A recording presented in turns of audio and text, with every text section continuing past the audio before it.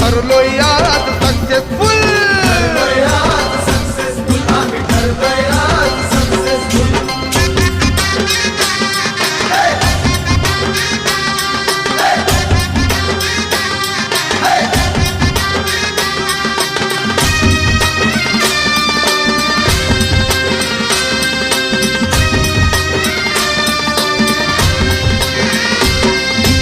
अपमानाच्या वेदना भेटल्या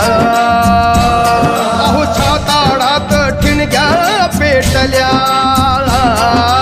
आव्हानाच्या युक्त्या शोधल्या